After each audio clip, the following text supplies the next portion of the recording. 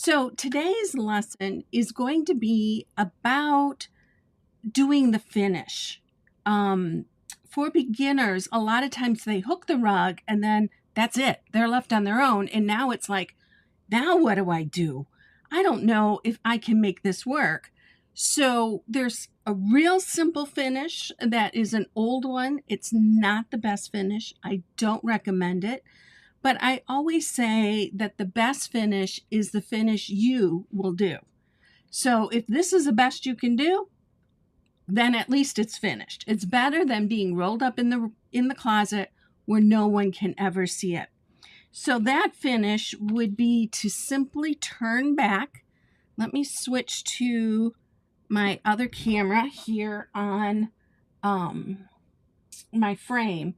And that is to simply turn the edge over like this and stitch it down. The problem is it often will show the edge on the side. And if you fold it really super tight so that edge doesn't show, then I don't know if you noticed it, but my loop started splitting right there. So that's a finish. Zigzag your edges with a sewing machine. If you don't have a sewing machine or you don't have a friend who has a sewing machine, then maybe the best you can do is to do a whip stitch all the way around the edge once you cut it to size. But the main finish that I want to show you today is, well, before I go on, a modification to that finish is what I call the invisible finish. Now, it's just like we did here where it's folded back, right? Except what I do then is I dress it up a little bit. I put a little bit of rug tape on it so that it'll hide the backing so it doesn't show. And then I whip this little tiny edge here. I call this invisible because when you look at it from the top, you see absolutely nothing. So that's what this finish is. I use it for all my stair risers because it's very limited display space. And this allows me to do the edge, hide it. Even if your stairs are viewed from the side, you won't have the ugly white backing showing. And it just dresses it up really nice. But the finish that I really wanted to show you today is my favorite finish, the fold forward finish. And many of you may have seen this already. And it's just a process. There's instructions inside the rug cooking journey. If you go to the lesson called The Basics, it'll show you how to cut it off and fold it and get it prepared. And then you simply do the whipping. The one thing that gets hard for people, oh, and I don't have a needle on here, are these corners. And I do have a lesson inside The Basics called the corner trick. And you can follow that. It's a matter of making a couple of short stitches at the top so that your corner actually finishes really, really nicely. What I love about this finish is when you turn it over, there's nothing on the back. There's no rug tape. There's nothing I have to sew down. There's nothing that's going to add bulk to the edge of the rug. For instance, if you fold the backing to the back, you're going to feel that little bit of bump on the front. Could that cause a trip hazard? Possibly. But this way, it is absolutely and completely flat. It's beautifully finished. And the best thing that I like is that when you are preparing this, I don't have a sample. Let's use a piece of paper. I thought I had a sample all set for this, but obviously I don't. So what you would do is if, say, your loops are here, you're going to fold it this way and stitch it down, and then you're going to fold it again. Okay, so that's why it's called fold forward, because that's exactly what you're doing. The good thing is looking where your rug's going to rot, okay? It is going to rot right here on this very first fold. This is where it's going to die. But it's this far. In real life, it's 3/4 of an inch. But it's this far away from the loops. It gives you a fighting chance to repair that rug. because what happens is these two layers right here support the next fold. So the next fold never gets quite as tight as what this one does. That's why it's a good finish. Now, there are lots of things that you can do with the finish. There are strategies, and that is to whip in the car. That's my strategy. I love to finish rugs while we're on the road. It's something that is busy work, but it's something that I can work on and still look around and still see all the scenery that's going past me. You can come to my weekly hook-ins.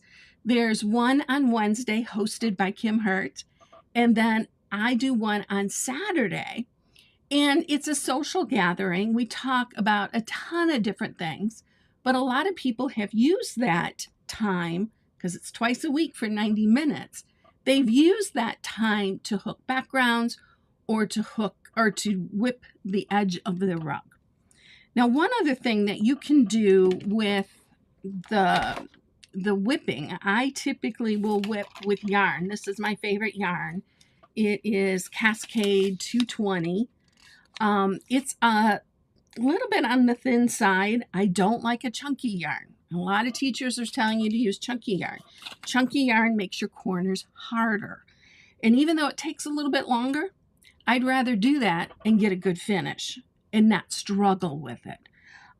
So I use a skinnier yarn. And yeah, I have to go through sometimes the holes twice in order to fill it up completely. But I'm willing to do that. And it's very quiet, gentle work. It's not stressful. It's not anything that you have to stress over. But let me show you what it looks like. I've got an image loaded. I think I did. Here we go. Here's an image of a rug that was whipped with yarn, and it's whipped with wool. It's whipped with the same wool that was used to hook the grass. They used it to whip along the edge. If you've got something that is particularly difficult to match, this is a great idea, a great way to do the whipping. I personally don't enjoy the process because by the time you get to the end of the strip, you have to start a new one. So you're constantly burying and starting new strips. With the hooking or with whipping with yarn, I can whip longer and cover a longer area. Now, if I decide to compensate that, let me turn that off. If I decide to compensate that shortness and do a longer strip of wool to whip with, the wool tends to get worn out towards the end. All that pulling it through the backing wears and tears on it. So there is a limited length that you can use to actually whip your edges. I do want to make sure that I have time for questions. So if you have questions to ask, go ahead and ask them in the comments, either on YouTube. I think I'll get Facebook too. I think I'll get all the comments. It's one thing that was open and then it wasn't. So we have Heather here is from Ohio, and Steady Betty is here from Texas. Hi, Kathy. Glad to see you're here. And we even have, I don't know how to say your name. Is that an L? No, it's an I. Nerida, possibly, is here from Puerto Rico. I am so glad to see you here. If there's anybody here from Facebook, I am not sure if Facebook is even showing up. I'm using new software, so I'm kind of experimenting with this. But if you're on Facebook and you're watching this, please just say hi. And then that way I'll know that the Facebook connection is working. Otherwise, I have no way of knowing if it's actually working. And all of a sudden, I'm seeing tons of comments on there. I'm not sure where those comments came from, but there was not time for all those comments to show up. So I'm not sure what's going on there, but just ignore those for the most part. Oh, and Irene is here from Greece. Irene, I haven't seen you or heard from you in forever. I must be early enough that the time difference works for you. Glad you are here. Judy is here from Facebook. Judy, thank you so much for letting me know that Facebook is actually working. So let's get down to business. Who's got a question about the finishing or about hooking technique? This is a beginner lesson. So if you want to just see me pull loops, I have the camera set up and ready to do that if you need to do that. So we have Noof from Michigan is here. Welcome. Okay, I need, if someone in Zoom, either Diana or Denise, if you could put something in the chat, I just want to make sure that that comes through on my master comment window. Thank you for playing along. Yep, both of you are here. So perfect. So Denise is here and Diana is here. I knew one of you would participate. Thank you to you both. So it is amazing because I'm able to see the comments from all three platforms all in one place. So yeah, I feel a little bit like, what is that guy in the circus spinning the plates and trying to keep everything up? Well, that's a little bit what it feels like. But there's been some software updates and it's making it a little bit easier. And it's making it possible for me to broadcast to all the different locations, even with my crappy internet. So Deborah is asking, what was the yarn that you prefer? I like Cascade 220. Where'd that label go? This is what the label looks like. If you go to any good knit store, okay, that's what it looks like. Cascade 220 is what the company calls this weight, okay? And then just look through the colors that they have. The reason I like it, it's a good, strong yarn that stays together, right? It doesn't have lumps and bumps in it like some fancier yarns do. It is on the cheaper side. I was going to say it's $10 a skein. It's probably $15 by now, but it used to be $10 a skein. You could expect to pay that at pretty much any knitting store. You can get it online, but of course we always like to touch and feel. One tip that I always give when I'm teaching finishing is to make sure you have the yarn that you're going to use in hand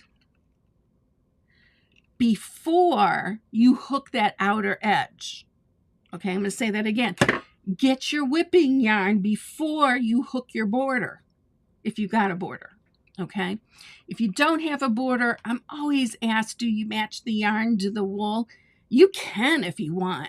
I personally don't like that look, mainly because if you've got a mountain coming down like this, and then you've whipped it, suddenly you've got a straight line at the end where the mountain ends. I don't like that look. I would prefer just maybe a simple brown. Just whip the whole thing in something that borders it. While you're at it, you might as well hook a couple of rows around it. That way you will have what is called a sacrificial edge. Okay, so sacrificial edge means that someone 50 to 100 years from now could take your edge apart, rip out a couple of rows, and refinish the rug. Because remember, that backing is going to die wherever it's folded. That's a knife fold edge. Whenever that is folded tight, once against the other, and there's nothing in there to support it, that's where it's going to rot. Often you'll hear finishes where they'll use cording. Imagine the cording is my finger. And that prevents that knife fold edge, right? It can't be folded flat because that cording is holding it up. when museums store their textiles, they store them on rolls or they store them completely flat. So what we're doing is basically just mimicking that, right? So that's a great way to finish your rug. And it's a great, for me, it's that wonderful little combination of it's not too hard. It's good for the rug. There are other finishes that are better, but are going to take a whole lot more time. I'm not going to do that finish. So if you're like me, the best finish is the finish that you will do. Figure out what that finish is. You can make little teeny tiny pieces. I made little pieces like this because I'm a teacher, and then I can show the students the steps and they can take it apart and they can look at it, and it makes teaching easier. But this is also great if you just want a library of finishes. Hook something smaller, maybe, like a 3-inch square even, and see how it feels to do a corner using that method. I definitely don't recommend doing a finish for the first time on your rug. The first time you do a finish should be on a little sample piece. And if you make it big enough, most of my coasters are bigger. This is a coaster that was gifted to me. It's always on my desk. Thank you, Cindy, in Texas. She knows who she is. And this is just a simple circle, and it's finished with probably a fold forward edge. Get the camera to focus on that. It's hard to see because it's black on black, but there's no rug tape. There's no nothing on the back side, and it looks as good on the back as it does on the front. And that is big enough to be a coaster. So do a sample piece. I recommend a square piece because then you got a chance to hook or to whip the corners. Now, there is a trick with the corners, and the biggest trick is do all 4 corners first. Okay? Sit down, get the whole thing prepped and basted into place. And then when you're ready to start whipping, whip all 4 corners. Start a little bit before it, get into it, do the corner, and then whip out. End it. Grab a new piece of yarn, go to corner number 2. What that does, it gets the corners out of the way, right? It's kind of like eating your vegetables so you can get dessert, right? So finish the corners first, and then all you have left are the straight edges, which you can do without thinking. You don't have to grab instructions and look at it and figure out, how do I do this? You get your instructions out once, you do the corners the same way for all 4 of them, and then you're home free, right? So that works out perfectly. Okay.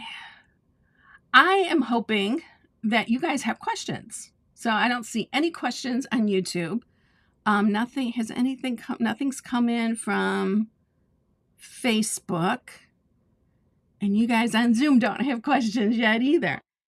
So who's got some questions? Okay.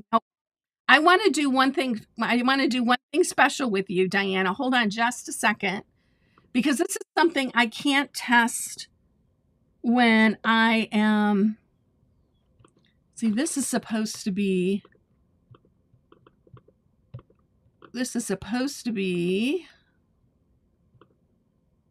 Okay, I guess I'm going to have to do this and then move you into.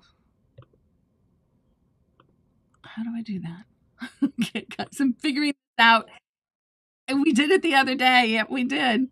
Camera. This cannot be the best way to do it because this is not working. There we go. There you got it. Look at that. We got it. Okay. Hopefully I don't have to do that every time. Hopefully I can find out. Oh, did it go away? Guest 1. Well, shoot. Diana, did I lose you completely? Did she get kicked out of the meeting? Oh, no, no, I'm looking at YouTube. That's got a delay. Oh. So Diana, if you're still here, there you are. Oh, I did kick you out. I kicked you out, huh? Add camera, or the software kicked you out. No, I went down to,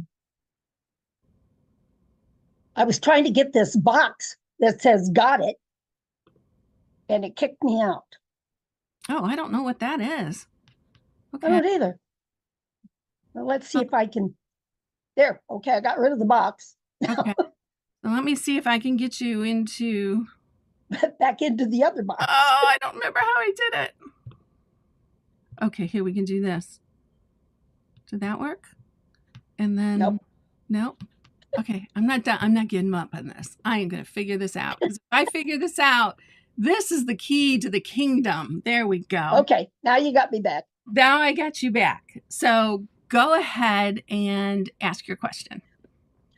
Well, mine was more of to remind these beginners that they need to pick their background first. Mm-hmm. Then they can match their whipping yarn from the very beginning. Right. I didn't do that either for many of my projects, and I'm learning, that's the best route to go. It really is. When you choose your backing first, you know what will work with it. Right. And you'll also have whipping yarn, and if that doesn't work, you can switch. That's why I always say pick your whipping yarn first. Maybe pick out your wools, pick your whipping yarn. And then if you can't find one that matches exactly, pick your whipping yarn, buy that, and then come back and adjust your wools. Right. Right. It doesn't have to match necessarily. It needs to coordinate. Right. Okay. So that's going to be sort of the best bet on all of that. There's just not as many choices in wool yarn, as there are in wool fabric. So pick that whipping yarn first, or find a generic. For me, for my hooking color plan that I usually hook with, this is my default. This works with everything. I'm good. I don't have to think about the whipping yarn. I know that'll work. Even if I don't use brown, which is unusual, but even if I didn't use brown in the rug, because I usually do a brown background, that style of whipping yarn will usually work because it's dark and sort of nondescript. So it works. It disappears. If you do a really bright color, so you're standing in the yarn shop and you got a choice between a dull and a bright, and they're both working, and you can't decide, choose the bright one. Rewind, erase. Choose the dull one because you want the dull one to disappear. I was going to say don't choose the bright one, but I said choose the bright one. Oh, well. That's what we do. That's what we do. Okay, so back. And I did go and look up the Cascade 220, and it looked like on Amazon, it was $10.99. Oh, good. It hasn't changed much then. No, and it's actually sock yarn weight. Is it really? It is thin. It is. It's sock yarn weight.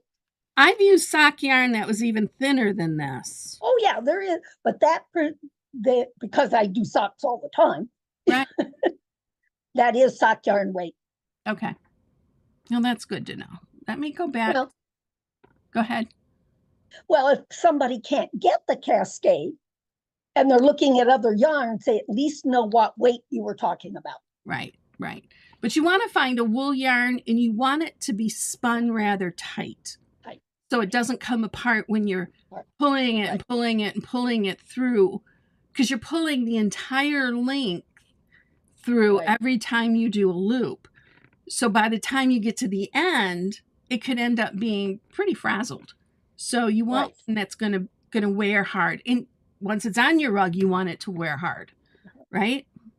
Right. And that's why sock yarn is that way. I mean, it's a much tighter twist. Right. Absolutely.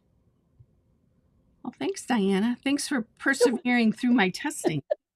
Oh, that's all right. I'm still learning to use all the bells and whistles that I now have available to me. Are there any other questions? A question can be about finishing. It can be about anything rug hooking if we're done with the finishing questions. And I think we might be. So what about you guys over on YouTube, or you guys on Facebook, or even the two of you who are in Zoom?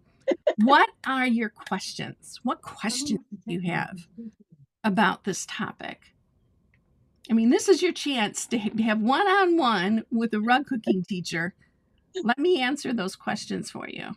And if there aren't any, we'll just finish off.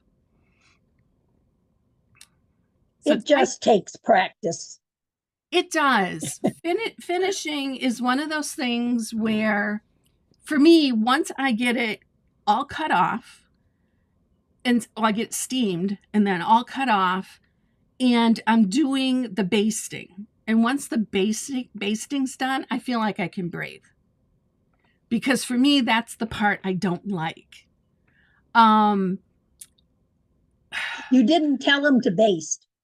Yeah, I don't use pins. I don't use clips. I don't use any of that. I baste it. I don't want anything poking my skin. I don't know about you guys, but the older I get, the thinner my skin is. And little pokes and stuff could get irritated, could get infected. Hopefully it's not showing up on camera, but I got a couple contact dermatitis, which I'm hoping it's not poison ivy. And I didn't get into poison ivy, but I used a pair of gloves that I used last year. And I always wash my gloves at the end of the season, but I don't think I did this year or this past year. So sometimes that's not so good. So I've got a couple questions coming in. So let's talk about these. Kat is asking monk's cloth versus linen. Now, I have several videos on YouTube and even more inside the Rug Hooking Journey membership. I don't recommend monk's cloth almost ever. Monk's cloth is cheap. It's wiggly this way. It has a 2x2 weave, meaning there are 2 threads that go across and 2 threads that get woven up. And if you get your hook in that middle, you can't get your hook up. So if you choose between monk's cloth and linen, I would say linen. But if I was to choose between linen and rug warp, I'm going to grab rug warp every single time. That is my preferred backing. It's cheaper than linen. And holy cow, the price of linen, there's been another increase in the price of linen recently, and it is through the roof. I bought my 75-inch wide rug warp several years ago. I bought enough to stock up, and I probably won't increase the price until I have to order again. So you're going to get a good price on that rug warp. Rug warp is cotton, so it's very hyperallergenic. Did I say that right? I think I did. But basically, it doesn't irritate your skin. I can get irritated by certain kinds of linen, so I have to be careful with that. Linen doesn't stick to the grippers. Linen is harder to finish. Linen, go on and on and on. I mean, there's huge pros and cons. And like I said, there's several videos on YouTube about what backing I prefer. And you can always check out one of those. Deborah is saying, sometimes when I am whipping, I don't catch the back. Oh, this is where, Deborah, this is where I wish you were on Zoom so I could ask you follow-up questions. You don't catch the back. I'm not sure if I understand what she's meaning by that. So, Deborah, if you could post another comment on there and explain that a little bit more, that would, I'll come back, I'll circle back to you. Noof is asking, I have an odd piece that is neither completely square nor curved, about 8 by 10 inches, is going on the wall. Any recommendations on finishing and hanging? 8 by 10, that's pretty darn small. Okay, so let me see. I got a piece over here. I think it's just hung up on a nail. Gotta move a couple things.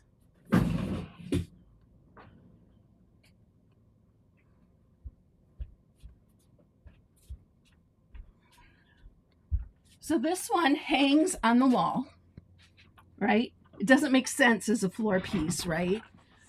This is the Amari plate from, the label's covered, from Honey Beehive. And normally, I did this as part of Teacher's Workshop, and normally this is all done in swatches. And I wanted to do it sort of in one color plus neutrals, and I wanted to use textures because I don't like cooking with swatches. So I did that, and I kind of like it now, where before it was like, I don't like it at all. But how do you hang this on the wall? It's the same problem that Noof has. Let me flip it over. This is a piece of acid-free foam core board. You can get it in different colors. I chose black because then when it's hanging on the wall, if you would see it from the side, you don't really see it at all, right? And I cut it out roughly the size of the rug. Cut it out the middle, mainly so that I could get lots of breathing room in between it, right? I don't want to smother my rug. And then I just stitched it on. Let me get closer so that you can kind of see how the stitching is on there. It's nothing fancy. It's rude and crude, but boy, does it do the job. And then this just literally hangs on a nail, a single nail. So if you have something, I don't recommend that for bigger rugs. Why? Because first off, I don't think you can get foam core big enough for a big rug. But I love it for small rugs because you're not changing the rug in any way, right? So if all of a sudden I wanted to use this as a table topper, I could. I would just snip those threads and poof, off it comes, and away you go. The biggest problem is what you see doing. Where's that fold? It's like right here. It looks like at one point it was bent. And that has to do with taking the rug to different places, having it on exhibit, having it handled. Sometimes things happen, and so, yeah, someday I might have to replace the foam core if it gives up because of that fold. But right now, I think I'm good.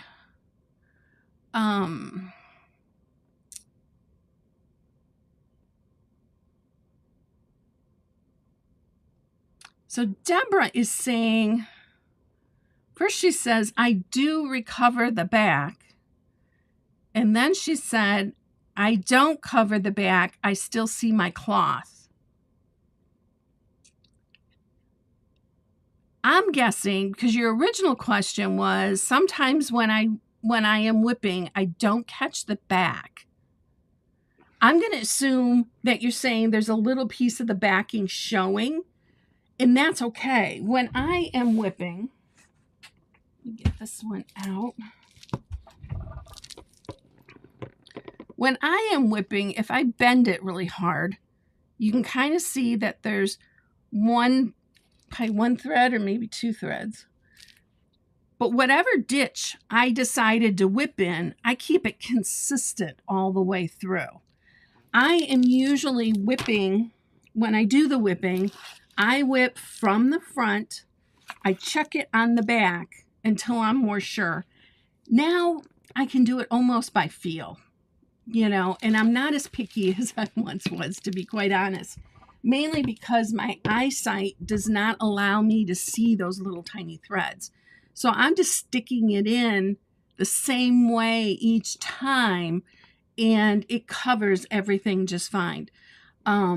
What I do find with Rugwarp and with the Cascade 220 is that I often have to go into a hole maybe twice, just to get that coverage. You know, if it seems like it's getting a little thin, I'll just add an extra one in there. And that works just fine. Just fine. So, Noof, I hope we answered your question. And Deborah, I hope I interpreted your question properly. The best way to get some of those questions answered in a better environment than YouTube and Facebook would be to join the Rug Cooking Journey and then come and see me. During office hours, because during office hours, you can talk to me. You can even show, just like how Diana came on camera, you can come on camera. You can show me what's going on. You don't need anything fancy. You need just what you've already got, which is a computer or a phone or a tablet. However you're viewing this, you can do it. So the first thing you need to do is to go to howtorugcook.com/TRHJ. That stands for The Rug Hooking Journey. Okay. Then choose a time frame. Do you want to join for a month? Do you want to join for 6 months? Or do you want to join for a whole year? There's huge savings when you join for a whole year. And tip, on month 11, I give you an even bigger discount. So choose VIP once you are in there as a member and lock in an even lower price that you'll keep for the duration. Then go ahead and check out and then watch for the email that will send you the password. And you can change that password because it's going to give you a machine generated password. Might be hard to remember, but if you are like I am, I use a password software program. I just pop it in my password software program and I'm good.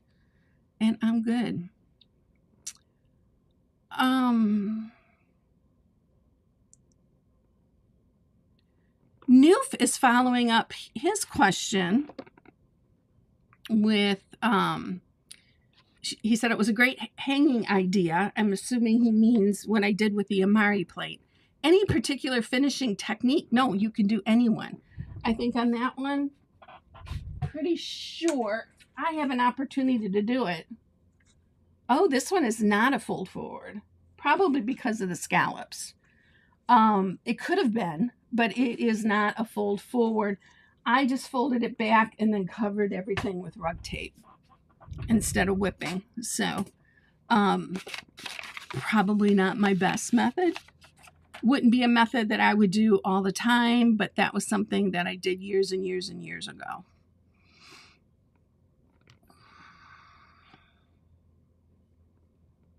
Okay, so the last thing I want to leave you with is that these beginner lessons, I'm going to pick a different topic each time, but these beginner lessons are going to happen on the third Saturday of the month. So mark your calendar. Usually about 2 weeks before, you'll see it pop up on YouTube. So if you're a subscriber, you're going to be able to see it. It'll show you that a live was scheduled. So subscribe to the channel. If you like this video, please give me a thumbs up. That actually helps me to, helps YouTube to find other viewers for my videos. And I would really appreciate that. Okay, I always hate to leave a question unanswered, but I think I have everybody's questions answered. We haven't gone the full hour yet, but that's okay. Give it just another second or two. Okay, I don't see anything else going on. So Diana and Denise, if you could just stay here in Zoom, I'm going to test something. But for the rest of you, thank you for being here.